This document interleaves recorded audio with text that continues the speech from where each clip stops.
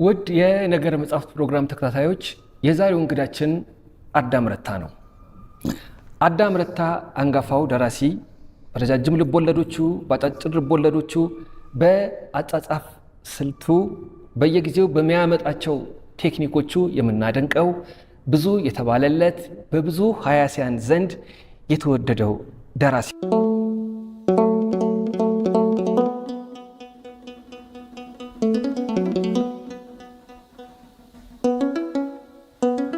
አዳም ረታ እንኳን ደህና መጣ። እንኳን ደህና ቆየ።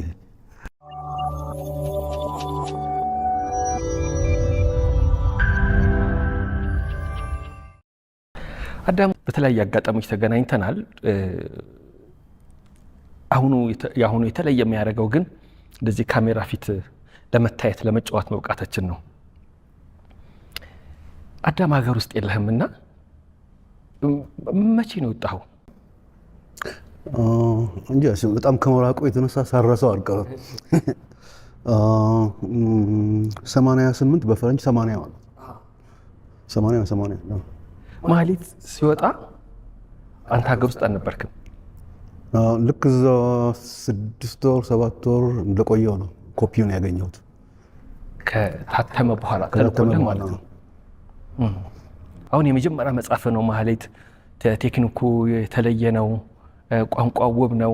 በአማርኛ ስነ ጽሁፍ የተለየ በር የበረገደ ተብሎ የሚነገርለት ነው። ሁለተኛ መጽሐፍ እስኪወጣ ግን ግራጫ ቃጭሎች እስኪመጣ ድረስ ቢያንስ 15-16 ዓመት ህትመት ሜዳው ላይ ነበርክም ነው። ምን አጋጠመ? ብዙ ነገር ያጋጥማል። ላይፍ ያጋጥማል።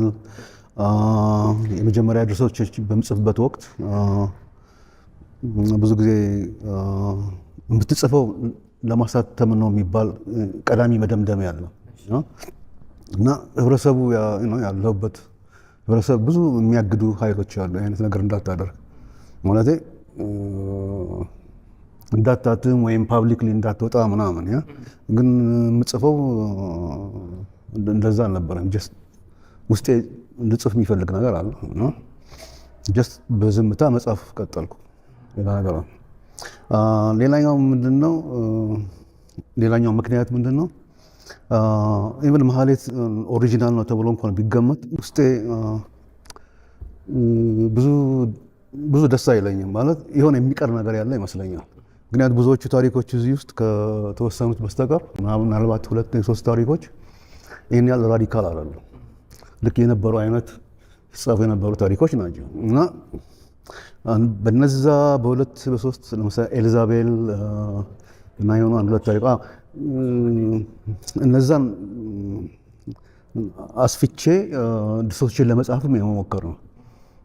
ሌላ አዲስ ሰው ለመሆን መፈለግም ነው ዝም ያልኩት። ስለዚህ አንደኛው ደስ የማይል ኢንስቲቱሽናል ሁኔታ ነው ያለው። ሁለተኛው በራሴ ይህን ያህል አለመደሰትና በአዲስ መንገድ ለመልፋት የመጣው እንደዛ ናቸው። እንደዛም ሆኖ ግን የሚገርመኝ ብዙዎቹ ተጽፈዋል። በእነዚህ ዓመታት ውስጥ ስትሰራ እንደቆየህ ተሰምቶኛል።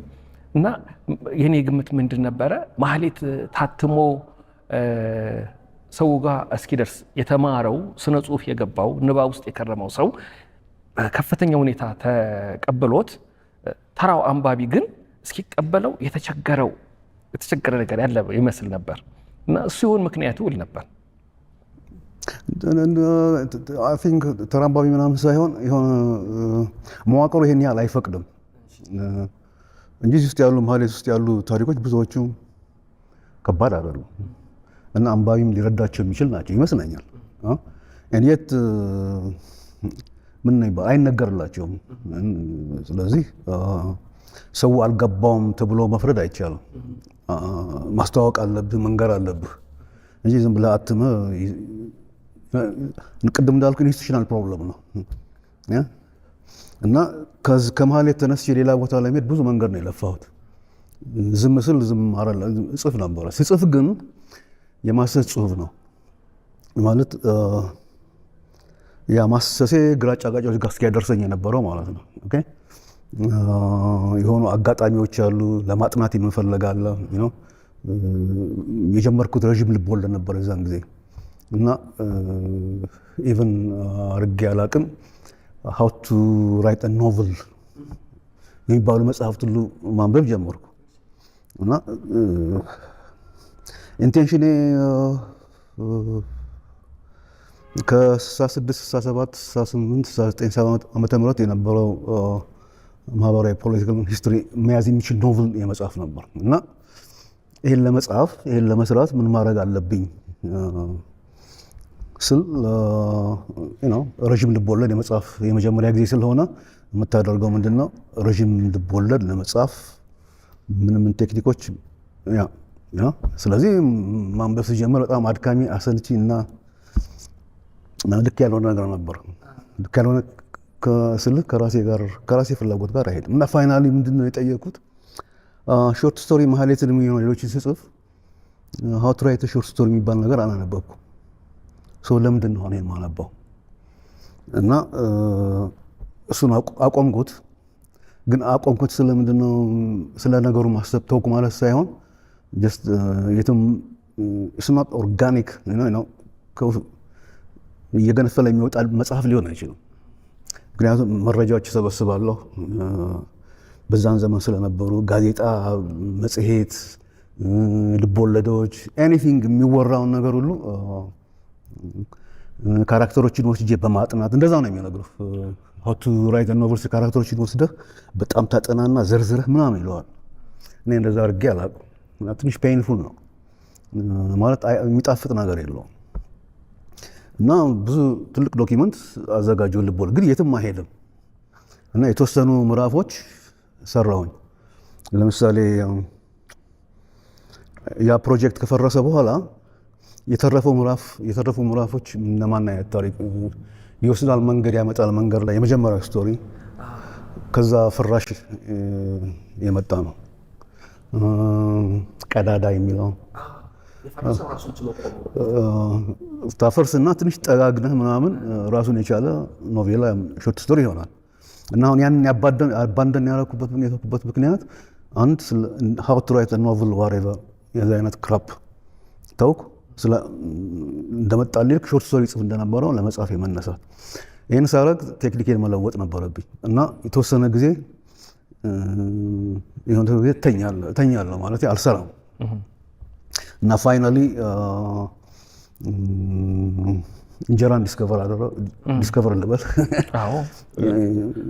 የእንጀራ ኪናዊ ሁኔታ አብሬው እንዳልኖርኩ ለመጀመሪያ ጊዜ ሪኮግናይዝ አደረኩ። ያንን እንዴን ግራጫ ቃጭሎች መጣ እና ያ የሰበሰብኩት ማቴሪያል ምናምን ማአት ነገር ነው እና እሱን ቀዳድጄ ጣልኩ እና ለአዲስ እንትን ውስጥ ገባሁ። ራሱ አሁን ግራጫ ቃጭሎች ላይ አሁን የተጻፈው ብለርብ ራሱ የጀርባ ላይ ጽሁፍ አቶ ወርቁ ሻረው የጻፉት ጽሁፍ በጣም ነው የምወደው። መዝገቡ በዛብህ አይደለም የሰብእናው ማራኪነትና ሳቢነት ግን የሱን ያህል ነው። ሰብለገነት አይደለችም አንጀት በመብላት ከሆነ ግን በሁለመናዋ ከሰብል አትተናነስም። ነፋስ መውጫ ከዚያ በፊት በስፋት እንደምትታወቀው ማንኩሳ አይደለችም። ነገር ግን በመዝገቡ የተነሳ እንደ ማንኩሳ በልብ ተቀርጻ የማይዳፈን ጉጉት ትፈጥራለች። አዳም ረታ አዲስ አለማየሁ አይደሉም። ይሁን እንጂ በስነ ጽሁፋቸው ሌላ አዲስ ትውልድ የደረሰበትን የህይወት ምዕራፍ አእምሮ የሚያሰላስለውን ልቡ የሚመኘውን ራእዩን በመሳል ግን የሚያስደስቱ የአዲስ አለማየሁ ደቀ መዝሙር ባይሆኑም የሚኮሩባቸው ውብ የፈጠራ ትውፊት ታማኝ ባላደራና በዚህም የክብርና ተወዳጅነት ወራሽ ለመሆን የበቁ ደራሲ ናቸው። ግራጫ ቃጭሎች ፍቅር እስከ መቃብር አይደለም ሊሆን መሞከሩም አይታሰብም፣ ግን እንደ ፍቅር እስከ መቃብር የኢትዮጵያን ውጥንቅጥና አስገራሚ እውነታ ስዕል አካቷል እያለ ይቀጥላል። እኚህ ጻፊ አሁን አቶ ወርቁ ሻረው ከዚህ ቀደም አላቃቸውም። አንድ ቀን ግን እሳቸውን የማየት እድል ገጥሞኝ ይህንን በዚህ መንገድ የመተንተን መረዳት የቻሉ ሰው ቁጭ ብሎ ቢያወሯቸው እንዴት ይናገሩ ይሆን እያልኩ አስብ ነበር። ድጋሚ አልተገናኘንም ከእሳቸው ጋር። እውነትም የተለየ ቅርጽ የተለየ ይዘት ሆኗል። ግራጫ ቃጭቦች ከማህሌት ቀጥሎ የመጣልን ልቦለድ ነው። አሁን ቅድም ምን ብለን ነበር? እንጀራን አየሁ፣ የእንጀራን ቅርጽ አይኖች፣ የእንጀራ አይኖች ወደ ልቦለድ ቅርጽ አመጧቸው፣ ቴክኒኩን ተጠቀምኩት ያልከዋል ለሚያዳምጠው እንዲገባው። እንዴት ነው አይኖችና የእንጀራ አይኖችና የስነ ጽሁፍ ቴክኒክን ለማዋሃድ የተሄደበት ርቀት ነገር ሳየው ከ5-6 ዓመት እንደዚህ አካባቢ ይሆናል። እንጀራ ቢባል አላየሁም እዛ ስኖር እና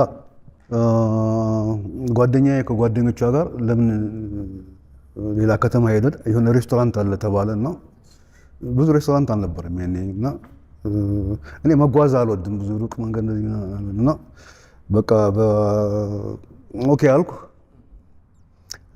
ሄደን እና ስንሄድ እንጀራው ሲመጣ ከነሱ እኩል ነው የደነገጥኩት። አውቀዋለሁ ምን ይዝ አባቴ እናቴ አጎቴ ነገር ነው። ሳይው ደነገጥኩ። መደንገጥ ስለ አውቀዋለሁ ግን በጣም የእንግዳነት ስፔስ ስትሬንጀር እና ይሄ ስለዚህ አሁን ማሰብ ጀመርኩ። የዚህ አይነት ኤክስፒሪየንስስ አሉ እና ምንድን ነው ይሄ ነገር? አሁን እንጀራ እንደ ዳቦ ነው። ኦኬ እኩያው ዳቦ ነው፣ ምግብ ነው። ስለዚህ አሁን ስለ ምግብ ማንበብ አለብኝ ማለት ነው። ስለ ምግብ ምግብ ሌላ አገልግሎት ምን አለው? ከሆዳችንን መሙላት ሌላ ምን አገልግሎት አለው? ሪቹዋል አለው፣ ምግብ አቀራረብ፣ እነዚህ በሙሉ የምልክት ስርዓቶች ናቸው። ስለዚህ ስለ ፉድ ሴሚዮቲክስ ማንበብ ነበረብኝ፣ ስለ ኒውትሪሽን ማንበብ ነበር። አጠቃላይ ወደ እንጀራ ሊወስደኝን የሚችል ኢንፍራስትራክቸሩን ቀላልም ቢሆን ሰራውና ወደ እንጀራ መጣ። አሁን እንጀራውን ቅርጹን ማጥናት ነበረብኝ። ቅርጹ ክብ ነው። ክብ ማለት በተምሳሌት በሲምቦሊዝም ፐርፌክት እንትን ነው። የፐርፌክሽን የፍጹምነት ምልክት ነው። የአማልክት ነው፣ የፈጣሪ አይነት ምልክት ነው። እና ቀዳዳዎች አሉ። እነዚህ ቀዳዳዎች ነው እንጀራው ምንድን ነው ቅርጹን ይዞ እንዲቀመጥ የሚያደርጉ ናቸው። ግን እንጀራ የሚበላ ሆኖ ግን በአብዛኛው አየር ነው ውስጡ። እነዚህ ነገሮች ምንድን ነው የሚነግሩኝ የሚለውን ትርጉም ውስጥ ምናምን ገባው። እንጀራ ኢዝ ላይክ ህይወት። እስከ ዛሬ ድረስ ህብረተሰቡ እየተጠቀመ የመጣበት ምክንያት ምግብ ሆድን ከመሙላት በላይ መሆን አለበት። ግምትህን ነው እንግዲህ አሁን ይህን ምሳሌውን ለማስቀመጥ ስፈልግ ግምቴን ነው የማስቀምጠው። ስለዚህ ሆድን ከመሙላት የበለጠ ምን አገልግሎት ሊኖረው ይችላል? ምን ምሳሌ ሊያሳይ ይችላል? ይሄ ክቡ ነገር ህብረተሰብ ሊሆን ይችላል። እነዚህ አይኖች ግለሰቦች ሊሆኑ ይችላሉ። ይሄ ክቡ ነገር ሄቨንስ ሊሆን ይችላል። ነጠብጣቦቹ ከዋክብት ሊሆኑ ይችላሉ። እነዚህ አይነት ትርጉም ወስደህ ወደ ስነ ጽሁፍ ስታመጣው የምትለውጣቸው ነገሮች ይኖራሉ። እና ትልቁ ቅርጽ መጽሐፍ ሊሆን ይችላል። እነዛ ቀዳዳዎች ደግሞ ግለሰቦች ካራክተሮች ሊሆኑ ይችላሉ። እና ይሄንን እንዳለ መውሰድ ስለማልችል መውሰድ አልችልም። ምክንያቱም ስተረጉመው ተራክፎ የሚቀር ነገር አለ። እና ባጭሩ ክቡን ወሰድኩ፣ ቀዳዳዎችን ወሰድኩ እና ግራጫ ቃጭሎች ነገር በራሱ ማህበረሰባችንም እኮ አሁን እንጀራ አይን የለውም ከተባለ በቃ ልክ አይደለም ማለት ነው። አሰራሩ፣ አገጋገሩ ስህተት አለው ማለት ነው። አይን የሌለው እንጀራ አልበላም ሙያ መለኪያ ነው ማለት ነው። ያንን ወደ ጽሁፍ የመጣበት መንገድ ብዙዎቻችን አስደምሞናል።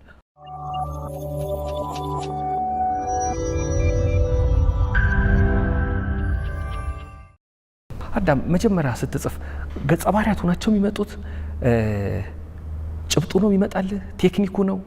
አሁን እንደና አዲስ አለማየሁ ያሉ ሰዎች ህዝቡ እንደዚህ የሆነ እንዴት ዝም ይባላል ይሉና መንግስትን ለማረቅ ማህበረሰብን ለማረቅ ይጽፋሉ። አላቻ ጋብቻ ልክ አይደለም፣ አስተዳደሩ ልክ አይደለም፣ ስለዚህ በዚህ መንገድ ቢሄድ የተሻለ ይሆናል ለማለት ረጃጅም ልብ ወለዶቻቸውን ይጽፋሉ። መጀመሪያ ማስተማር ማንቃት የሚለው ነገር ይቀድማል ማለት ነው። አንተ ጋር ሲመጣ ቴክኒኩ ነው፣ ጭብጡ ነው፣ ካራክተሩ ነው? ዲፊካልት ጥያቄ። ምክንያቱም ካራክተር ለብቻ ኤግዚስት ያደርጋል። ካራክተር፣ ምስል ወይም ሰዋሰው እነዚህ በተለያየ ቦታ ሊኖሩ አይችሉም። ምናልባት የአቀዳደም ጉዳይ ሊሆን ይችላል። እና እኔ ስጽፍ የምጽፈው የሚታየኝ ኢሜጅ ነው። እዚህ ተቀምጬ አንድ ሰው በዛ በኩል ሲያልፍ የሆነ ዝም ብሎ ማለፉ የሆነ ለኔ የሚሰጠኝ ሜሴጅ አለ። ከዛን ልነሳ እችላለሁ። ኦኬ፣ አንድ ሰው በበሩ በኩል አለፈ፣ ከዛ ስም ሰጠዋለሁ፣ ሰውየው በቀለ ይባል። ከዛ ማይንዴ ውስጥ ሰውየው ቢሄድም ማይንዴ ውስጥ እከተለዋለሁ። ስለዚህ የማየው ምስል ነው እንጂ የሆነ እሴት አለ፣ ማህበራዊ እሴት አለ። ይሄ ማህበራዊ እሴት ለመከላከል ወይም ይሄን አይነት ጥሩ ማህበራዊ እሴት ለመፍጠር ብዬ አይደለም ስነ ጽሁፉን እና ድርሰቱን መሰል ሊመጣ ይችላል። እሱ ምናልባት ላዳላም እችላለሁ ለዛ ወይም ልተችም እችላለሁ። ካራክተሮቹ ሊያረጉት ይችላሉ። ያንን ግን ምስል ነው የማየው። ለመጽሐፍ ስቀመጥ ቃላት አይደለም የማየው፣ የህግ ስርዓት ምናምን ሳይሆን የሆነ ምስል ነው የማየው እና ያን ምስል የመተርጎም ያን ምስል ተከትዬ ማስጨረስ ወይም ደግሞ የመጨረሻው ነጥብ የመሄድ ያን ደግሞ የምወስነው እዛ ውስጥ የሚደረገው ነገር ነው እንጂ ይሄን ካራክተር ቅድም እንዳልኩ አይነት ነው። how to write a story ብለህ ካራክተሮችን ወስደህ ካራክተሮቹ እንዲሰራሉ ብዙዎቹ በአክሲደንት የሚመጡ ናቸው። ያንን አልሰራውም። የእንጀራን ኢሜጅ የወሰድኩትም እንደዛ ነው። አሁን በቀዳዳ ውስጥ ወጥ ስከት ወጡ ቤት ቀዳዳ በኩል ተሽሎክልኮ እንደደ ዊዶን ነው አናናቅም። ልክ ያ ካራክተርም ቤት ሄዶ ቤት እንደሚል እኔ አላቅም። በምጽፍበት ሂደት ውስጥ እኔም ራሴ እንግዳ ነገር ነኝ። እንግዳ ነገር በሆነም አብሬ ኮአክት አደርጋለሁ። ምክንያቱም ራሱን አይጽፍም ነገሩ ሰው የሆነ ደራሲም ይፈልጋል። እና ጨርሼ እንዲያ ገጸ ባህሪ ምናምን እሰራለሁ ብዬ አይደለም የምገባው። የሆነ ምስል ያለው የሆነ የምስል ስኬች ያለው እሱን እከተላለሁ እና ኦርጋኒክ ይሆናል። አሁን በጣም የሚገርሙኝ ያሉ ካራክተሮቹ አይለቁኝም። ለብዙ ጊዜ አብረው ይቆያሉ። ለምሳሌ ልጅቷ የሚለውን፣ ማህሌት የሚለውን፣ አለንጋና ምስር ብሌን ሳሙኤልና አንተን አስረሳውን የተረኩትን ሰምቼ ነበረ። በጣም ጥሩ አድርገውና ስሜታቸው ይጋባል። እንደው በቅርብ ካልታየ በቅርብ ካልተሰማ በስተቀር እንደዚህ አይነት ታሪክ መፍጠር ያስቸግራል እስክንል ድረስ ወደ ውስጥ ነው የሚገባው። እና አሁን አንተ ስራዎችን ሲተረኩ ከሰማህ በኋላ ድጋሚ የመለወጥ የማሻሻል ነገር እንደሚታይብህ እንደ ጻፍከውን አይቼ ነበረ። ለምሳሌ ተፈሪ አለሙ ነው አንድ ስቶሪ ተርኮ ትረካውን ከሰማው በኋላ እንዲህ አሻሻልኩት ብለህ የጻፍከው አለ። ድምጽ ስትሰማ ይቀየራል ማለት ነው። ያ ኤዲት ስታረግ ብዙ ስህተቶች ታገኛለህ። እና ብዙ ስትጽፍ የምትጽፈው በቃላት ነው። ቃላት ድምጽ ናቸው። ለምሳሌ በአንድ አረፍተ ነገር ውስጥ 6 ቀ ካለ የአረፍተ ነገሩ ድምጽ ይበላሽ፣ የማጥቃቃታ ይበዛል። ቀዎችን አጥፍተህ ሌላ ሶፍትዌር የሆኑ ግን ተመሳሳይ መልእክት የሚያመጡ ቃላት ታስገባለህ። እና ኤዲት አደራረግ እስከ መጨረሻው የቋንቋው ምንድነው ቃል ሞርፊም ነው የሚባለው እዛ ድረስ ይሄዳል። እና ለምሳሌ ተፈሪ ሲያነብ ይሄን ኤሌመንት ነክቶታል፣ ይሄን ጉዳይ ነክቶታል ማለት በማነባበቡ ቅላጼ ውስጥ የተበላሸ ድምጽ ነበር። አወጣጥ ይሁን የሚጣል ይሁን የሚነዋ ነው ያው። ስለዚህ እሱን አረምኩ ያን በሚመለከት ማለት ነው። ሌላ መረዳት ነው። አሁን ሎሚ ሽታ ላይ ወደ ፊልም እኛ ሀገር ወደ ፊልም የተለወጡ ብዙ ልብ ወለዶች የሉንም። የሲሳይ ንጉሱ ግርዶች ተለውጠዋል። የጌታቸው አያልቄ ቃል ኪዳን የሚል እንደተለወጠ አውቃለሁ። ሎሚ ሽታ ደግሞ እነ አብርሃም እነ ፍርቱና ለህዝብ እንዲቀርብ አድርገዋል። አንዳንዶቹ ምቾት አይሰጣቸውም ስራዎቻቸው ወደ ፊልም ሲቀየር ቅር ነው የሚላቸው፣ ባይነካብኝ የሚሉ አሉ። አንተ ስታየው ምን ፈጠረብ? ሎሚ ሽታ ተሰርቶ እንደ ጻፍኩት ሆነልኝ አልክ ወይስ በቃ ያ በራሱ መንገድ ራሱን ችሎ የቆመ ነው ብለህ ታውቀው? ጥሩ ፊልም ነው፣ ጥሩ ሲኒማቶግራፊ ነው። ያ አንዳንድ ቅሬታዎች ሊኖሩኝ ይችላሉ፣ ግን ጥሩ ነው፣ መልካም ነው። እኛም ወደነዋል። ድንቅ ነው። ቆንጆ ልጅ አይደለም የወለድ ነው። መወለዴ ትዝ ይለኛል።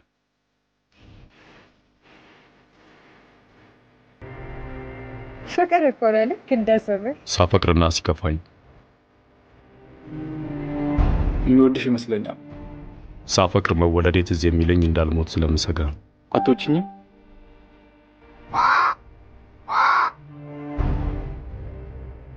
ሲከፋኝ ግን ጫቀሩን ከየት አመጣው? እባክህ የእሱ እዛ የግርማ ክልሱ መስለህ እንዴ? ቆንጆ ሴቶች እኮ ምን እንደሚያዩ ግራ ግብት እኮ ነው የሚለው።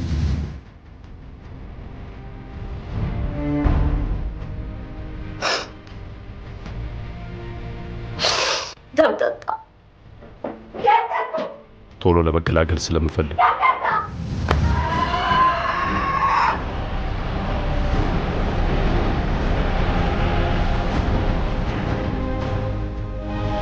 ሎሚ የለችም እንዴ?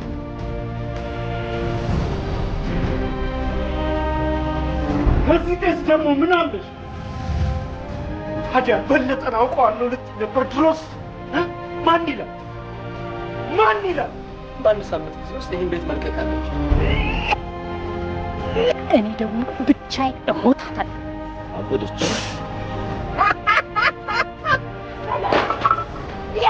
ቆይ ብቻዬን መንገድ ላይ መታየት ውስጥ ጥሩ ነው? እኔ ሰው ትዳራል። አንቺ መለወጥሽ ነው? ለምን ነው ወንዶቹ እንደዚህ የሚያፈጡብኝ? አላቅሽም መሰለሽ? ከመቼ ጀምሮ ነው ጨዋሽ? ለምን ሎሚ ሽታ ተባልሽ? ገና ልጅ ሳለሁ ከእድሜ በላይ የሆኑ ሀሳቦችን የምትነግረኝ እናቴ ምስራቅ ነበረች። በእኔ ህይወት ቀዳዳ ብትገባ አገርህን ታያለህ።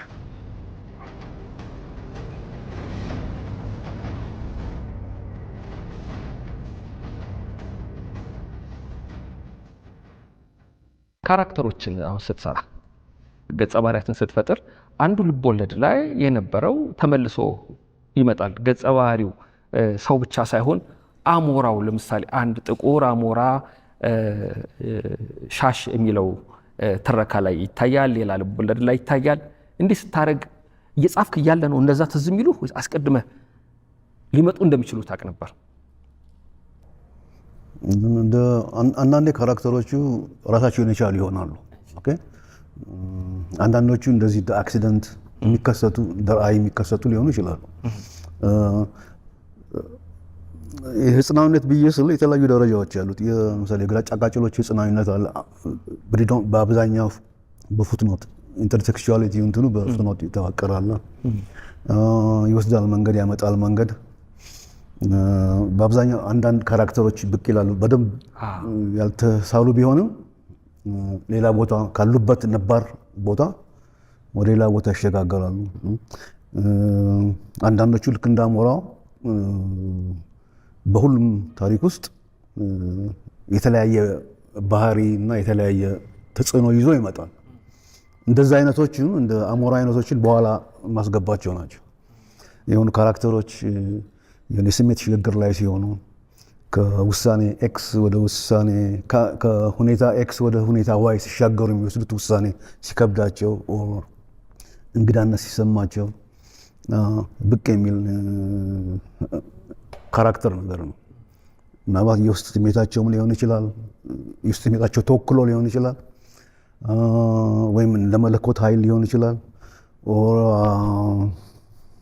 ዝም ብሎ እንደ ቅዠትም ሊሆን ይችላል እና የሆነ እውነት ጋር ሲደርሱ ሰርተን ጥምቀታዊ ለበለው ኤፒፋኒክ ሞመንት ያን ጊዜ ይመጣል። አሁን ልቦለዶቹ አሁን እንደዚህ እንግዲህ አየናቸው ብዙዎቹ ውጭ ሀገር ሆነን ነው የጻፍካቸው። ሆላንድ፣ ካናዳ እንደዚህ ይላሉ። ከስር ራሱ ያንዳንዱን ሾርት ስቶሪ ወይም ረጅም ልቦለድ ስትጽፍ የተጻፈበትን ቦታና ዓመተ ምህረት ስትጠቅስ ከሀገር ውጭ ናቸው። እንደዚህ አይነት ልቦለድ ማህበረሰቡን ለመረዳት ያገለግላል እስኪሉ ድረስ እነ ዶክተር ዮናስ ባህረ ጥበብ የአዲስ አበባን ህይወት ከተሜን ህይወት የሰባዎቹን 80ዎቹን የአዲስ አበባን ህይወት የምንረዳው ባንተ ልቦለድ ነው ብሎ ነበር ባለፈው። እንዲህ ለማድረግ ደግሞ ከህብረተሰቡ ጋር በየጊዜው መገናኘትን ውጭም ቢወጣ መቀራረብን ይጠይቃል። የውጭ እንዴት ነው የውጭ ሀገር ውሎህ? ብዙ ሰዓት ነው በመጽሐፍ? ብዙ ጊዜ ቤቴ ውስጥ ነኝ። ግን ከአንድ ቦታ ከአንድ ቦታ ስትሄድ እኮ ሚሞሪ ይዘህ ነው የምትሄደው እና አንዳንድ ነገሮች ደግሞ አይለወጡም። ብዙ ጊዜ የሰው ልጅ ብዙ አይለወጡም። ፎርሞቹ ኮንቴክስቶቹ ምናምን ቢለወጡም ውስጥ ይዞት የሚሄደው ነገር አለው እና ውስጡ ይዞት የሚሄደው ነገር ኮንቴክስቱ ሲለወጥ አውዱ ሲለወጥ ምን ሊሆን እንደሚችል መገመት መቻል አለብኝ። ደራሲ እንዲስፔኩሌት ማድረግ መቻል አለበት።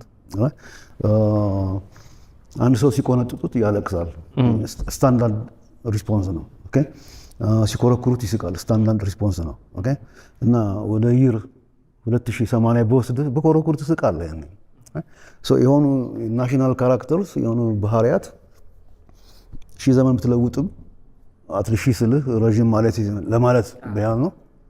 ይህን አይል አይለወጥም። ስለዚህ ዋንስ ሁኔታውን አውዱን አንደርስታንድ ካረክ አውዱ እንዴት እንደሚቀመጥ ከተረዳህ በኋላ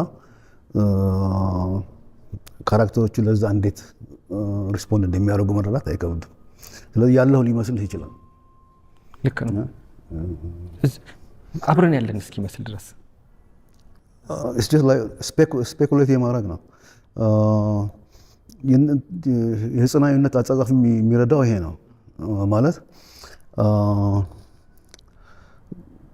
የሆኑ ስቶሪዎች ትወስዳለህ፣ ካራክተሮች። ኦኬ እነዚህ ካራክተሮች ቤት አቅጣጫ ይሄዳሉ። ዊ ዶንት ኖ ወዴትም አቅጣጫ ሊሄዱ ይችላል። እኔ የማደርገው ኮንቴክስቶችን የመለዋወጥ ነው እና አንድ ካራክተር ወደ 6 አቅጣጫ ስሜቱ ይለወጥ እንደሆነ በ6 ስቶሪ ትይዘዋለህ እና እዛ የነበርኩ ሊመስል ይችላል። ስለ ነገሮች የማቅ ሊመስል ይችላል። ግን አንድ ነገር ስትነካው ስቲሙሌት ስታደርገው እንዴት ሪያክት እንደሚያደርግ ቦታዎች አሉ። ሀ አይነት ሪያክሽን ኖረዋል። እነዚህን መቁጠር ይችላሉ። እነዚህን ስቶሪ ውስጥ ትከታቸዋል።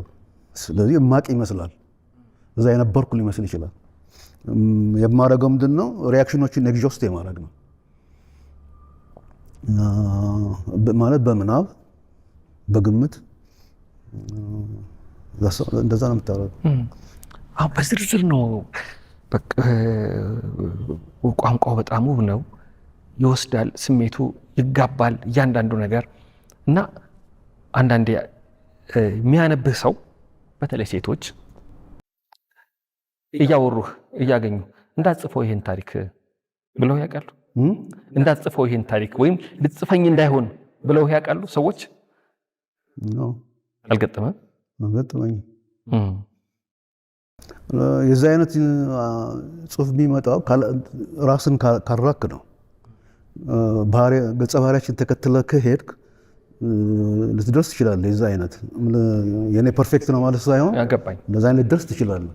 ግን ርቀት ወስደህ አንድ ሰው ራሱን ደራሲውን ራሱን እንደ ማስተር እንደ ክሪኤተር እንደ ኢምፖርታንት ነገር አርቆ ወስደው በገጸ ባህሪያቸው ሊጫወት ካለ ነው ሜካኒካል ይሆናል፣ ከለር ያጣል። እንደዚህ ግን ከሴትዮ ጋር ስትሆን ሴትዮ አላ ነው በቲያትር ሜተድ አክቲንግ ነው የሚሉት አይነት ነው። አብሬያት ሆናለሁ ምናምን ነገር ያኔውኑ ለውጭ ደግሞ ከልጅቷ ጋር ሰራ ልጅቷ ለመሆን የመሞከር እና ኦርጋኒክ ይሆናል። ትጠጋለህ ወደ እውነት አይደለም ግን ትጠጋለህ ወደ እና አይ ቲንክ ሰዎችም ልብ ወለድ እንደሆነ ይገባቸዋል። ምክንያቱም በሆነ ቦታ ላይ ልክ በሆነ ቦታ ላይ ደግሞ ልክ ላልሆን እችላለሁ። ስለዚህ አልጻፍኳትም ማለት ነው። አዳም ፓስፖርት ላይ አዳም ረታ ነው የሚለው ነው። አዳሙ ነው። አዳም ወደ አዳም የሄደበት ሰላማዊ ሽግግር ነው ይመስላል። በቃ ተሸጋገር። ለምንድን ነው መሰለህ ስለ አይቻለሁ። ሌላ ቦታም አዳም ረታ ብዙ ነህ የሚል አይቻለሁ። እኛ ደግሞ አዳም ረታ መጽሐፎች ደግሞ አዳም ረታ ይላሉ። በትክክል መጥቷል እንድል የሚያደርገኝ አዳም የመጀመሪያው ሰው የመጀመሪያው እንደሚባለው በኢትዮጵያ ስነ ጽሁፍ አንተ አንኳኩተህ በሩን አስከፍተህ የሄድክባቸው ብዙ መንገዶች አሉ። ዛሬ ብዙዎቹ ተከትለዋል። ማለት አዳምን የሚከተሉ ብዙ አዳዲስ ወጣቶች እየመጡ ነው። ጎልማሶችን ማፍራት ችለሃል።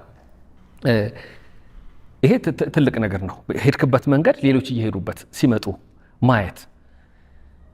ይህንን በተለይ አፍን ስትጽፍ ስግር ልቦለድ ብለዋል። ሌላ ቦታ ላይ ያላነበብንም አንተም ያን አዲስ መንገድ አፍ መጨረሻ ማለት በህትመት ደረጃ ማለት ነው። አፍ ከ7 ዓመት በፊት የታተመችው አፍ ስትወጣ ስግር ልቦለድ የምትል ቃል ነው ያለችው። ምንድናት? ምንድን ነበር ያቀድከው? ስግር ማለት ያው ህጽናዊነት ነው። ሌላ ነገር አለ። ምንድነው እንትኑ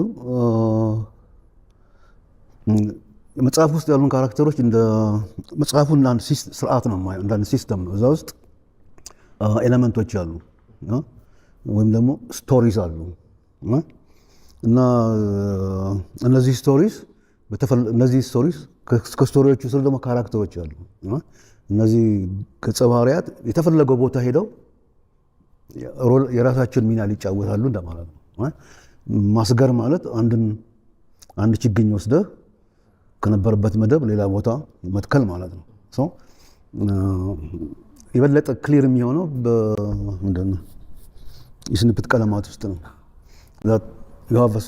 ካራክተር የሆነ ስቶሪ አለ፣ የሆነ ምዕራፍ አለ፣ ሌላ ቦታ ልታገኘው ትችላለህ። አሁን ያ ስግር ነው። ምንድነው እዚህ በኖርማል ሲስተም አናሊሲስ ንጥረ ነገሮች የሆነ የማይለወጥ ባህሪ ያላቸው ንጥረ ነገር ሀ ሁሉ ጊዜ ንጥረ ነገር ሀ ነው እና ካራክተሮች ሁሌ የሚለወጡ አይደሉም እና እዛ ስርዓት ውስጥ አገልግሎታቸው አንድ ነገር ብቻ ነው ወይም ሁለት የተወሰነላቸው። በእኔ ስርዓት ውስጥ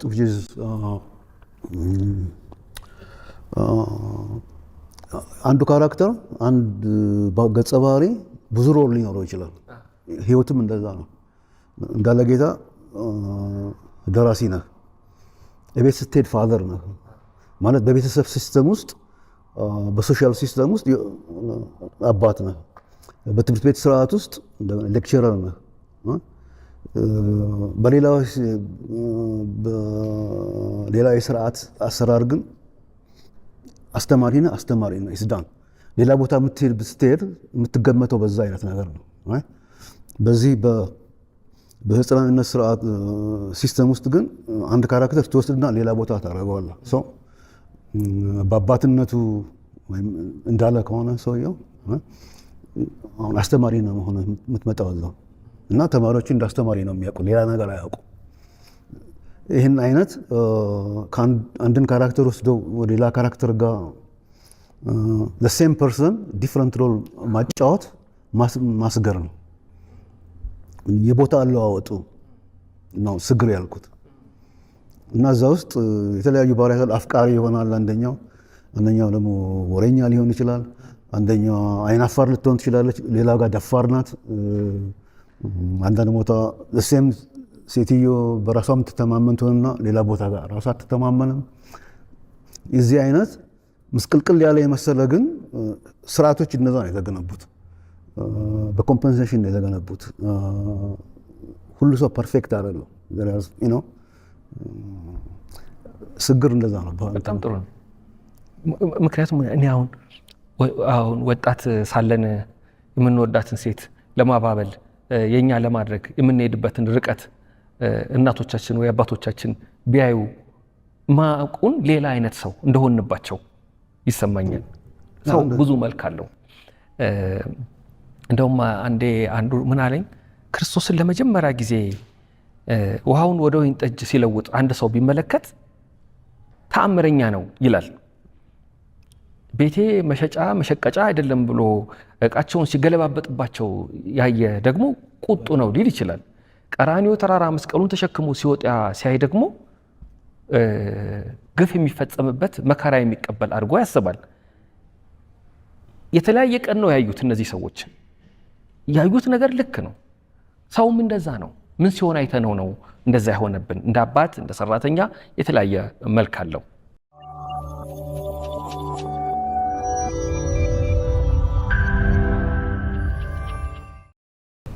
አሁን አዳም ከነበረበት መደብ ነቅሎ ሌላ ቦታ መትከል ያልካት ቁልፍ ቃል ናት። ይሄ ነገር አንተ ራስህ በራስህ ስራ አድርገኸዋል። አንድ መጽሐፍ ላይ የነበረ ገጸ ባህሪ ተመልሶ መጥቶ ሌላኛው ላይ ይታያል፣ ይመላለሳሉ። የህይወት ታሪካቸው አያበቃም ማለት ነው። አንዱ መጽሐፍ ላይ ማህሌት ላይ ያለችዋ ማህሌት የስንብት ቀለማት ላይ ልናገኛት ብንችል እዛ ላይ ጽፌያት የለ እንዴ? ለምንድን ነው ድጋሚ ማመጣት አይባልም። ህጽናዊነት ስግድ ልቦለድ ከእውቀትም ጋር ይያያዛል። አንድን ነገር ሙሉ አድርገን አናውቀውም ማለት ነው። ብዙ ጊዜ ትራዲሽናል ልበል፣ ብዙ ጊዜ ደራሲያን፣ የተለመዱ ደራሲያን እንደ አዋቂ ሆነው ነው የሚመጡት። ልክ ነገሮችን ጨርሰው እንደሚነግሩ አድርገው ነው እንትን የሚሉት። እንዲህ በጣም ዴፊኒትሊ በቃ ይሄ ነው መልሱ ያለ አይነት ነገር ነው የሚነግረው። የህፃናት ፕሮጀክት ግን ሁለመናችን በድንቁርና እንደተሞላ ነው። ብዙም የማናውቃቸው ነገሮች ስላሉ መጠንቀቅ እንዳለብን ነው የሚያሳየው። የማሰፋበት ምክንያት ለዛ ነው። አንዱን ወስጄ ሌላ ቦታ የማደርገው ምክንያት ሌላ ያላየነው ጎን ሊኖር ይችላል። ስለዚህ መደምደም አንችልም። ሰብለን ፍቅር እስከ መቃብር ላይ ያያት ሰው እና ኢንተርፕሬት ያደረጋት ሰው አሁን እዚህ ጋር ሲመጣ ይለወጣል። የሆነ ሌላ ኤሌመንት ተጨምሮ ያገኛል። ስለዚህ መጠንቀቅ አለበት ማለት ነው። እና የሰብለ ስፔሻሊስት ነኝ የሚል የስነ ጽሁፍ አያሴ የስንብት ቀለማትን መረቅን ካነበበ በኋላ ይሰበሰባል። አሁንም አውቃታለሁ ካለ ሌላ ቦታ መጣታለሁ እንደገና። ኮንቲኒየስሊ የሰው ልጅ ደንቆሮ ወይም ደንቆሮ የሚለው ቃል የሰው ልጅ የእውቀት እጥረት እንዳለበት እና ኮንቲኒየስሊ ወደ ጥሩ አድርጎ ለማወቅ ወይም ፍጹም አድርጎ ለመረዳት ገና ብዙ እንደሚቀረው ወይም ብዙ ባይሆንም ብቻ መረዳት እንዳለበት ለመጠቆም ነው። አያልቅም። ኢትስ ላይክ ላይፍ ድርሰት።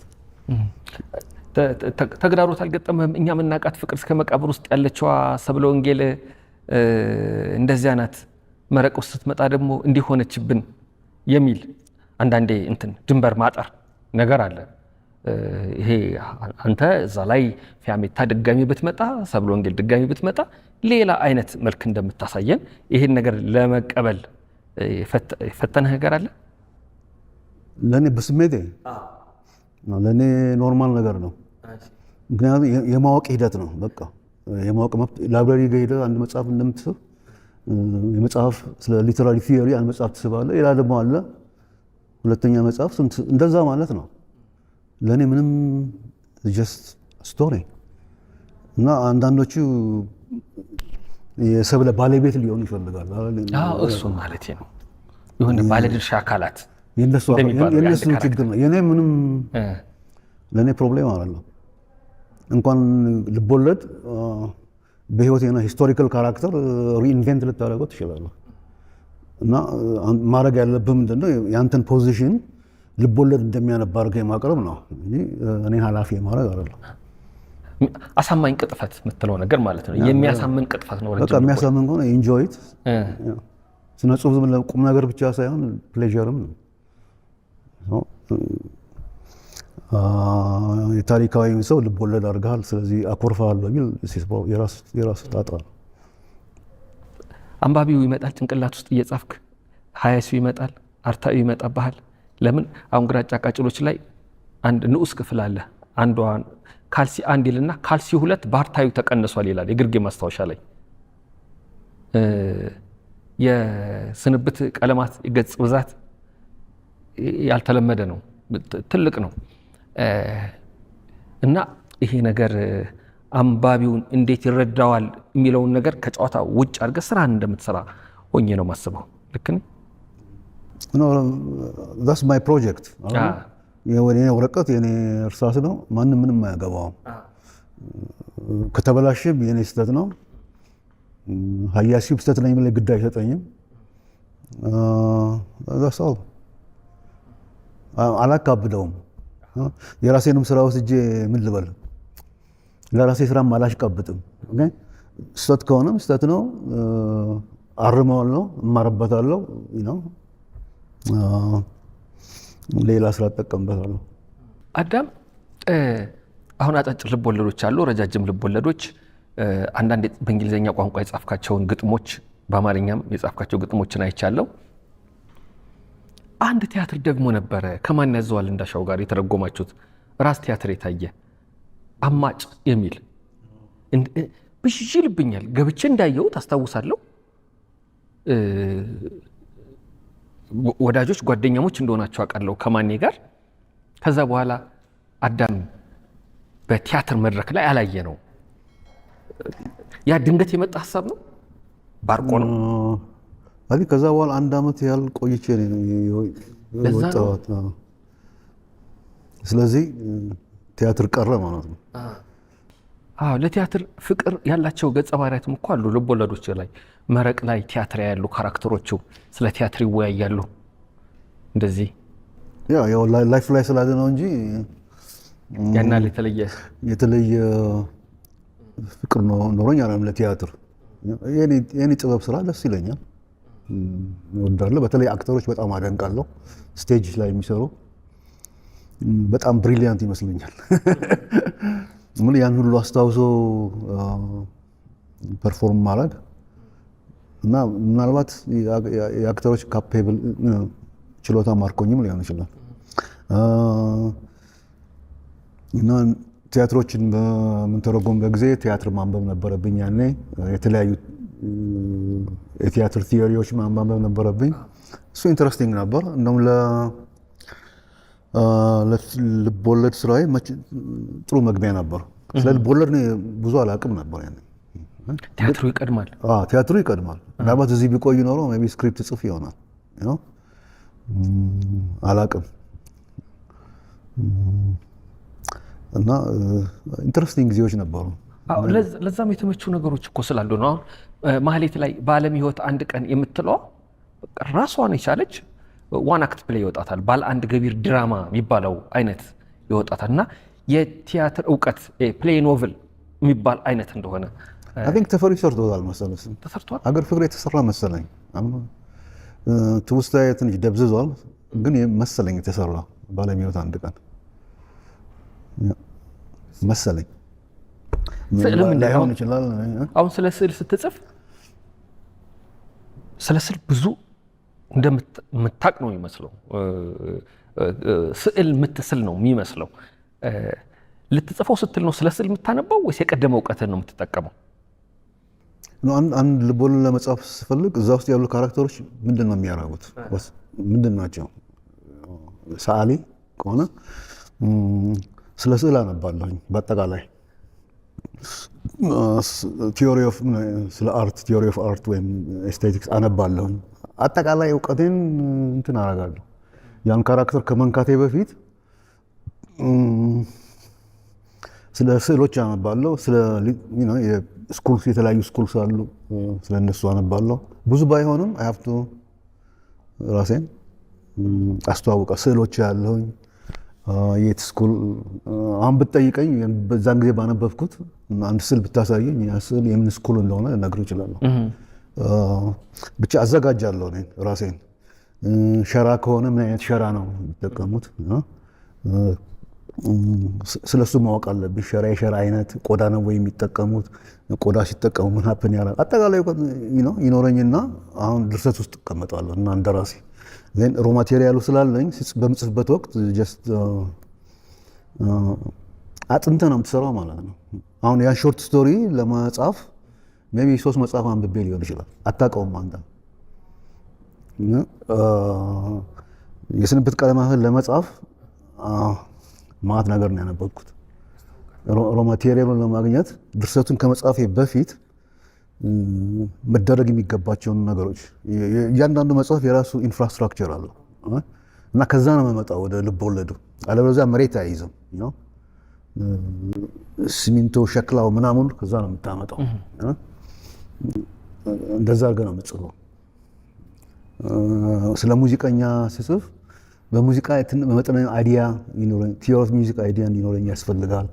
አንዳንድ የዘፋኞች ታሪክ ማንበብ አለብኝ። ምናልባት የምጽፈው ገጸ ባህሪ የክላሲክ ሙዚቃ ስለሆነ ስለ ክላሲክ ሂስትሪ የተጀመረ ምን ነው እነዛ ብቻ በአጠቃላይ አጥንተ ነው የምትመጣው። ስለ ሚቶሎጂካል ካራክተር ጽፍ ስለ ሚቶሎጂ ማወቅ አለብን። እና ሚቶሎጂ የሚቶሎጂ ጥናቶች ምን ይመስላሉ? ብዙ ጊዜ ያው እንግሊዘኛ ነው የምታነባው፣ ከእንግሊዘኛ ነው የምታገኘው። እንደዚህ አማርኛ ውስጥ የሉ። እነዛን አንብቤ ነው የማመጣው። ከዛ ያን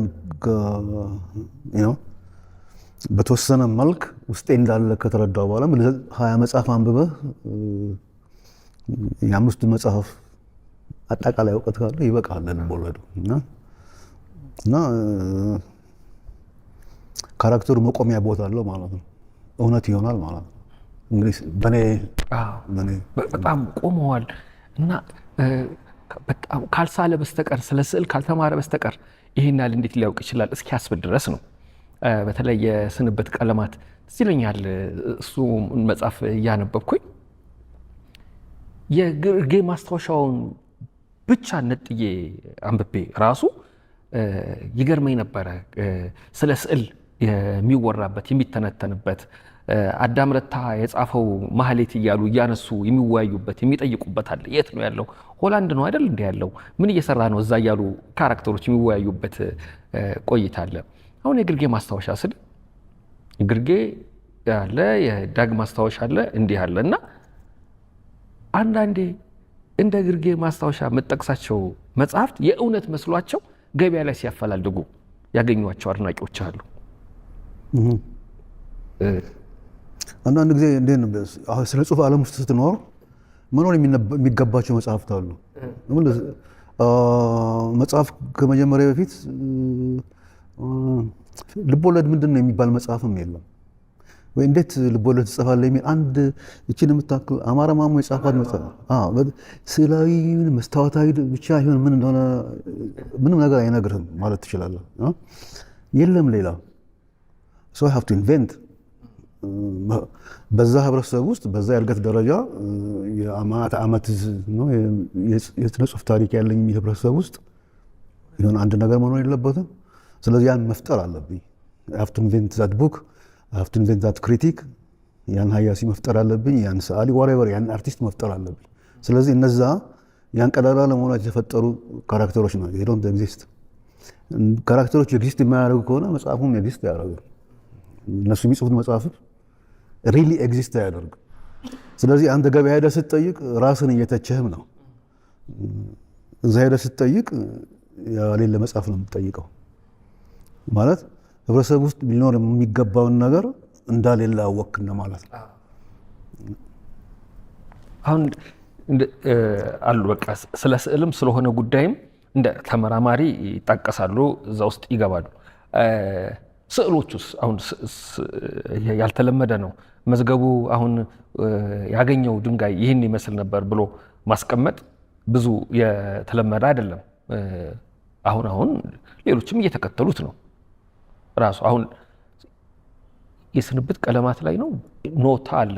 አንድ የፈስ ድምፅ በኖታ የተጻፈ ለባለሙያ ያጽፈ ነው ለሚያውቅ ሰው በአፌ ሰራሁና በኖታ ተርጉምልኝ አልኩ። ስለዚህ ሙዚቃ የሚችል ሰው ቢጫወተው ያንን ድምፅ ሊያመጣው ይችላል ማለት ነው። አል ድምፁ ሪያል ነው። እና ደግሞ ይሄ ስንብት ቀለማት ምንድነው ግራጫ ጋጭ ውስጥ ያለው እንትን ብዙ ጊዜ ቅድም እንደነገርኩህ ስጽፍ ምስል ነው የማየው። ኦኬ እና ያ ምስል ነው እዛ ላይ ያለው እና ለኔ ኦሪጂናል አይደለም ማለት ያ ያየሁትን ምስል ነው ያስቀመጥኩት። ለሚያነበው ኦሪጂናል ሊሆን ይችላል። እኔ ግን የምኖረው ነው ያን ምስል አይቼ ነው እዛ ላይ ያስቀመጥኩት። ያን ምስል አይቼ እዛ ላይ ሳስቀምጥ የሆነ ላያይዘው ነው ከቴክስቱ ጋር ላይክ ፊዚካሊ አይደረግም። ያው ድንጋዩን በብሎን ካላያያዝክ አይመጣም። ያን ያልኩበት ምክንያት ያን ድንጋይ በኋላ ለማምጣት ነው። ያን ድንጋይ አንባቢ እንዲያስታውሰው ነው።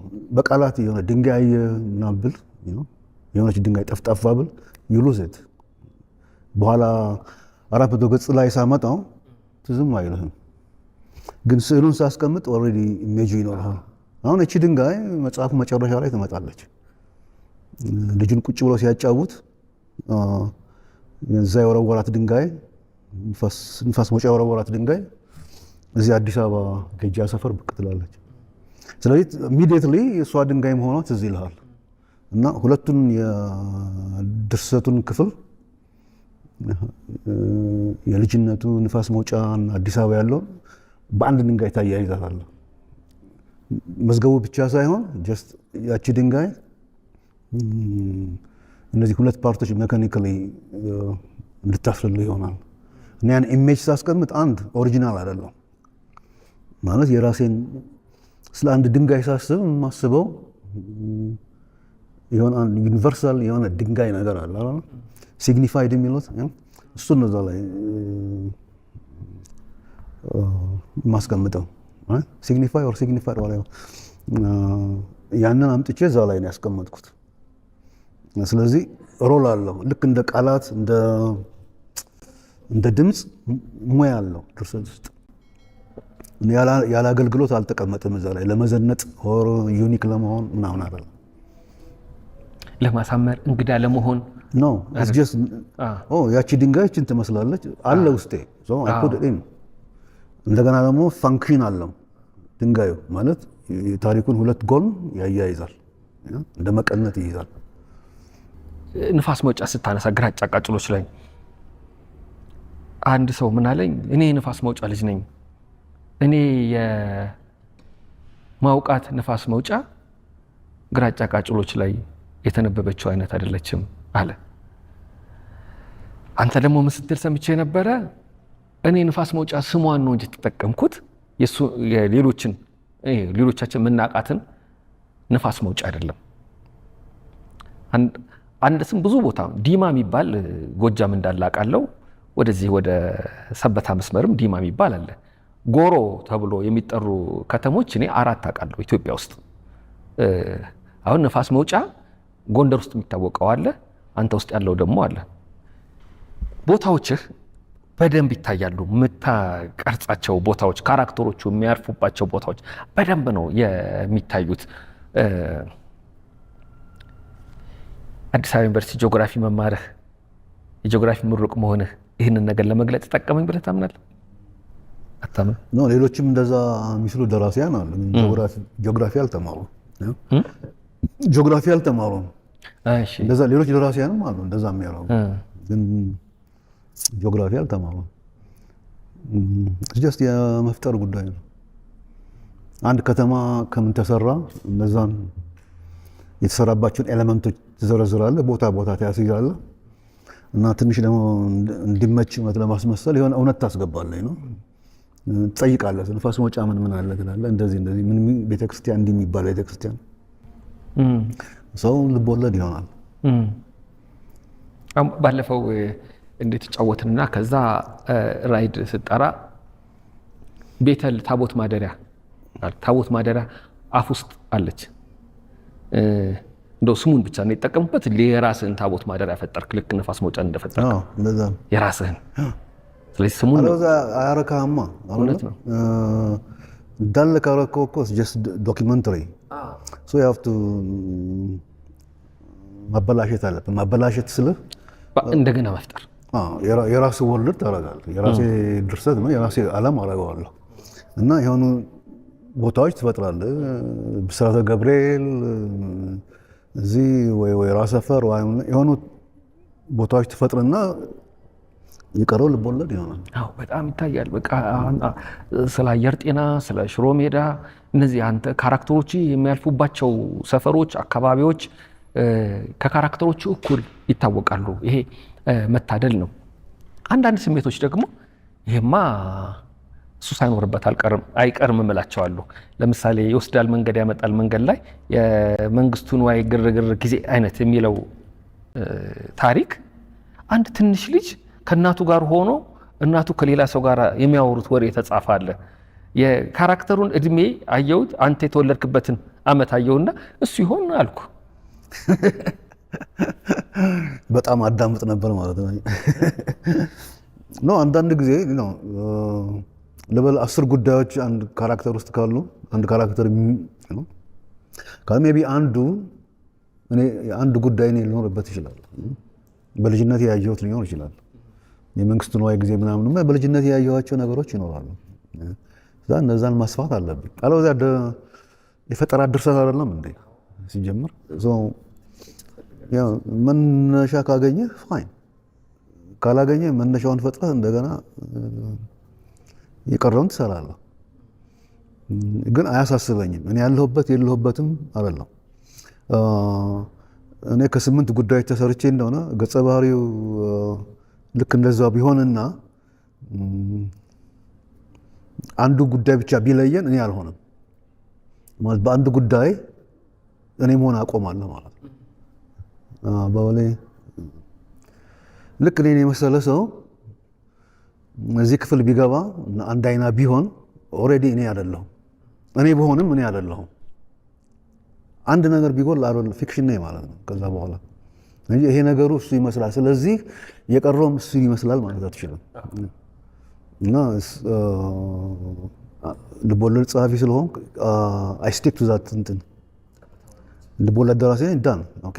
ከዛ በኋላ አንድ እውነት ባገኝ ይኖራል፣ ሁለትም ሊኖር ይችላል። እዛ ላይ ሺህ ነገር መስራት ትችላል፣ ሺህ ነገር ትፈጥራለህ። አሁን ከሀገር ከመውጣት በፊት ትገናኙባቸው የነበሩ ቦታዎች ነበሩ። አዳም ረታ ለአጭር ጊዜ ከኛ ጋር ነበር እያሉ አንዳንዶች ያነሳሉ። እነ መስፍን አለማየሁ፣ ስብሐት ገብረ እግዚአብሔር እና ሌሎችም የምትወያዩበት አንዳንዶቹም መጽሐፍ ማስታወሻ ጽፈህላቸዋል። ለመስፍን አለማየሁ፣ ለስብሐት ገብረ እግዚአብሔር ማነዘዋል እንደሻው፣ ተፈሪ አለሙ፣ ሀረገወይን ከበደ እንደዚህ አያቸዋለሁ እና የሆነ ወቅት አብረው የነበሩ ወዳጆች፣ ቤተሰቦች ማስታወሻነት ስማቸው ይጻፋል። ስብሐት ገብረ እግዚአብሔር ደግሞ ከበዓሉ ግርማ ከጻፈው ደራሲው ቀጥሎ ገጸ ባህሪ ያደረገው አዳም ረታ ነው ይላሉ። ስሙን ብቻ ነው የወሰድከው? ስብሐት የስብሐት ጢሞች የሚለውን ደራሲነቱን ነው የወሰድኩት። ስብሐት የተለያዩ አይነት ድርሰቶች ነው የሚጽፈው እና በጣም ማደንቀው ድርሰቱ የአዲስ አበባ ተረቶች ነው እና መጀመሪያ ድርሰቱን ሳደብ ሜይ ቢ 17 ዓመቴ ወይም 16 እንደዚህ አይነት ነገር በጣም ልጅ ነበርኩ እና ግራ ገባኝ። ምንድን ነው የሚያወራው ይሄ ሰው? የለመድኩት ሪያሊስት ስቶሪ ነው እና ይሄ ፋንታሲ ነው እና አልተለመደም። በኋላ ነው ለመረዳት በጣም ለፍቼ ነው ይሆን አንድ ቦታ ቁጭ ብዬ ትዝ ሲለኝ this guy is having fun አልኩ።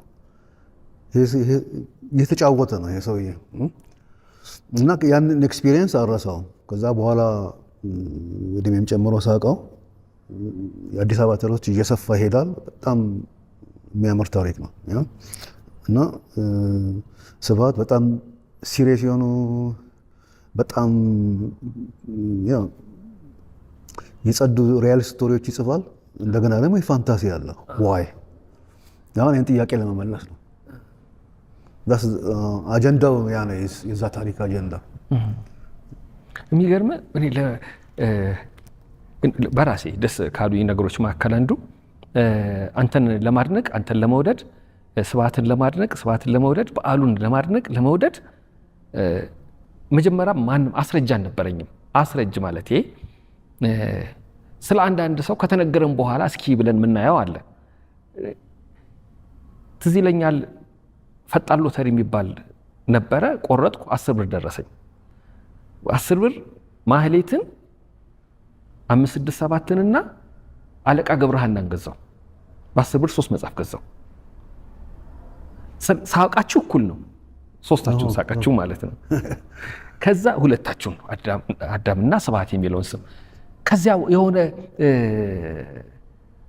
እውነትም ከማቀው የተለያችሁ እንደሆናችሁ ገባኝ። ከዛ በኋላ ነው ቆይቼ ስለ ስብሐትም ስለ በዓሉም ስለ አዳምም የተማርኩት ያወቅኩት። በዚህ አሁን እነ ቴዎድሮስ ገብሬ በጣም ጥልቅ ትንተና ይሰጣሉ በስራዎች ላይ። ተማሪዎቹ የእሱም ተማሪዎች በደንብ ይወዱሃል፣ ያደንቁሃል፣ ይረዱሃል። አሁን ብዙ የምርምር ማዕከል ሆኗል። አዳም ረታ የሚለው ስም ራሱ ብዙ ምርምር እየተደረገበት ነው። ብዙ ሀያሲያን ስራዎችን በብዙ መንገድ እንዲተነትኑት በር ከፍቷል። ባልተገባ መንገድ ተረድተውኛል ማለት የፈለግኩት ይሄ ነበረ። እንደው የሚበላ ወይ ትዝትዝ የሚልህ ቅሬታ አለ? አሁን ብዙ ጥናት ይደረጋል ምናምን ያልከኝ የማውቃቸው ጥናቶች አሉ። ቴዎድሮስ የሰራቸው ጸዳይ ምናምን የሰራቸው አንዲት ልጅ ስሙን ህይወት የምትባል ልጅ፣ ሌላ ብዙ አላውቅም። እና አንደኛ ሲሪየስሊ አጥንተው ጥሩ አጥንተው አሳስቶ ቢተረጉም ምንም ለመተርጎም የሚጋብዝ ኦልሬዲ ውጭ ነው ያለው። መተርጎም አለበት። ሲተረጎም ሰዎች እንደየባህሪያቸው እንደየግባቸው አሳስቶ የሚሆን ማስተካከል ሊተረጉሙ ይችላሉ። ኤቭሪባዲ ኢዝ ዌልካም። በቃ ያ እጣው ያ ነው። እንዲያነቡ ጽፌ እንዲያነቡ ከሰጠው በኋላ ለምን እንዲህ አሰባችሁት ማለት አልችልም። ልከራከሩ ይችላሉ። ለዛ የጋበዘ እንጂ እንድከፋ አይደለም። የሚያስከፋኝ ነገር የለም። በቃ it happens, you know። አሁን አንዳንዴ ስንጽፍ ደራሲ ከሆነ ፍቅር ቃል ጋር ፍቅር ይይዘዋል ይባላል። ከሆነ አረፍተ ነገር ጋር በፍቅር ይወድቃል። አንተ ተፈጥሮን ስትገልጽ፣ ገጸ ባህሪያትን ስትገልጽ ይሄን ሁሉ መጽሐፍ ጽፈ የሚገርመኝ አይደገሙም፣ አገላለጾችን አትደግምም። እጅግ በጣም በቃ መንፈሳዊ ቅናት የሚያሳድርብኝ ችሎታ ነው። ሌሎች ደራሲዎች የሚወዷቸው አረፍተ ነገሮች፣ የሚወዷቸው ቃላት በየመጽሐፉ ዞሮ ዞሮ የሚያመጡት የሆነ አረፍተ ነገር ይኖራል። አንተ ጋር እንደዚህ አያጋጥመኝም። ሜይ ቢ ድርሰቶችን ስለማውቃቸው ይሆናል። የሆነ አንድ ፓራግራፍ ይተልቃል፣ ትንሽ ይበዛል። ሁለት መስመር ብትነግረኝ የት ድርሰት ውስጥ እንዳለ ልነግርህ እችላለሁ። ምናልባት አሁን ትውስታ እየደከመ ነው እንጂ በፊት አንድ አጭር አረፍተ ነገር ማን ድርሰት ላይ የት ጋር እንዳልኩት አውቃለሁ። ስለዚህ አልደግመውም ማለት የመጽሐፌን አስታውሰዋለሁ ማለት ነው። ስለዚህ ሌላ ቢቀጥለው መጽሐፍ ስጽፍ እንዴ እንደዛ ጋር ብዬ አልነበረም እንዴ ለምን ደግመዋለሁ ልል እችላለሁ። ለዛ ይሆን ይችላል፣ ያ ምክንያት ሊሆን ይችላል። ማስታወሴን የመጠቀሜ ነው፣ ሌላ ነገር አይደለም። እንደዛም ማድረግ ትችላለህ። ለመጀመሪያ ጊዜ ልቦለድ ስጽፍ ትዝ ይለኛል፣ ሌሊት ነው እና ቁጭ አልኩ። ቤቱ የዝምታ ዘቅት ውጦታል ብዬ ጻፍኩ። ከዛ ቀጥሎ እንዴት ይሄድልኝ ብለው እምቢ አለ። እችን ቃል ብቻ ወደድኳት፣ ደጋግማታለሁ። ቤቱ የዝምታ ዘቅት ውጦታል። ቀጥሎ በዓሉ ግርማን ይመስላል። አይገርምም? ከአድማስ ባሻገር ለካ ሲጀምር እንደዛ ብሎ ነው። ትዝ አለኝ። አንዳንዴ እንኳንስ የራስን መድገም የሌላው ራሱ የራስን መስሎ የሚመጣበት የራስን የሚመስልበት ጊዜ አለ። እንደዚህ ያጋጥማል። ርዕሶች ደግሞ ይለያሉ፣ ያልተለመዱ ናቸውና ብዙ አማራጭ ትይዛለህ። ልክ አሁን አለንጋና ምስር፣ ግራጫ ቃጭሎች እንዲህ ስትል ለግራጫ ቃጭሎች ቀደም ሲል የሚወጡ 5-6 ርዕሶች ይኖራሉ ወይስ በቃ ትዝ አይለኝም፣ ግን እንደዛ ሊሆን ይችላል። 2-3 አርዕስት ወስዳለህ ትመርጣለህ። አሁን ከመታተሙ በፊት ብዙዎች እንዲያነቡ የማድረግ ሁኔታ እዛ ሁኔታው የተመቸ ነው ለሰው የማሳየት? ሁለት እንዴት ነው? መረቅ ትልቅ ሳይዝ 600 ገጽ መጽሐፍ ብለን በትልቁ ቢጻፍ ይባል ምናልባት 700 ሊሆን ይችላል።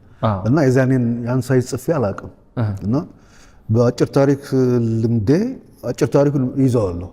አንድ አጭር ታሪክ ከጀምሬ እስከ አእምሮዬ ውስጥ ላስቀምጠው እችላለሁ። 600 ገጽ ማስቀመጥ ይከብዳል። አልለመድኩም ያንን እና እየቆራረጥኩ ነው እንዴት ነው ድርሰትን ስትጽፍ ለምሳሌ ሾርት ስቶሪ ስትጽፍ ከጨረስከው በኋላ በሙሉ ማሰብ አለብህ። ላይክ the whole story ምን አይነት ሳውንድ ምን አይነት ቶን እንዳለው የመረር ምን አይነት አትሞስፌር እንዳለው ማወቅ አለብህ። ረዥም ለመውለድ 600 ገጽ ከገጽ 1 ጀምሮ እስከ 600 ገጽ ነው። ኢትስ ሃርድ ለመያዝ እና መብረቅና ሰዎች እንዲያነቡት አደርጋለሁ። I think አፍ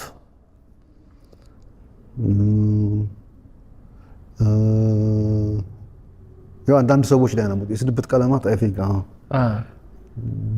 እና አንዳንድ ጊዜ የስንብት ቀለማት እንደዚህ ያደረኩበት ምክንያት እሱም ትልቅ ስለሆነ ነው። ከዛ በኋላ ግን I don't think ለምሳሌ አሁን የምጽፈው መጽሐፍ አስቸጋሪ አይደለም ሳይዙ ኦልሬዲ ለምጃለሁ በግራጫ ቃጭሎች በስምንት ቀለማ ስለማ አሁን 400 ገጽ አንዴ ማሰብ ይችላል መያዝ ይችላል እና ማገላበጥ ይችላል። አፍን አንስተ ነበረ አፍ ሳይወጣ በፊት አንብቤው ነበርና አንድ ህልም ነበረ።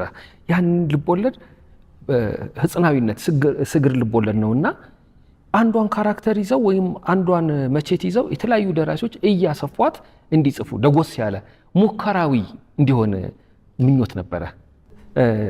አፍ ከተጻፈ በኋላ እዛ ውስጥ ያሉ ካራክተሮቹን ይዘው ሌሎች እንዲጨምሩበት በቀጣዩ እትም ሲታተም የሌላ ሰው ድርሰት አንተንም ጠይቄህ ነበር እና ሌላ ሰው አላገኘሁም። ሌላ አንድ ሰው አግኝቼ ነበረ፣ ስሙን አልጠቅስም፣ ግን ፊት አላረጋለሁ። ኤክስፔክት ያደረኩት አይነት ሁኔታ አልነበረም። ስለዚህ ተውኩት። ታውቀው አሁን ቢመጣ አታረገው ነው? እርግጠኛ አይደለም ነው። በቃ በራሴው እሰራለሁ ከሰራሁ። አይ በጣም የተለየ ነው እንደዚህ አይነት አሰራሮች፣ አዲስ መንገድ፣ አዲስ አይን ስለሆነ አሁን በቅርቡ የምንጠብቀው ልብ ወለድ አለ።